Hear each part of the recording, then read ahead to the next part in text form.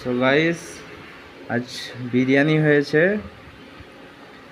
নিজে বানিয়েছি। কেমন হয়েছে বলো? টেস্ট তো করব আমি, আপনারা তো আর টেস্ট করতে পারবেন না। সো বিরিয়ানি তো সেই লাগছে, বিরিয়ানি খেয়ে তো রিভিউ দেওয়া হবে। সো চিকেন বিরিয়ানি বানিয়েছি কিভাবে, সব রেসিপি ইউটিউবে দেওয়া আছে। সো এইটা কেমন হয়েছে বলো, আর লাইক, শেয়ার, সাবস্ক্রাইব করো যাতে নতুন ভিডিও হতে পারে। তো আজ চিকেন বিরিয়ানির সাথে কষা মাংস হয়েছে। তো এই হচ্ছে আমাদের কষা মাংস।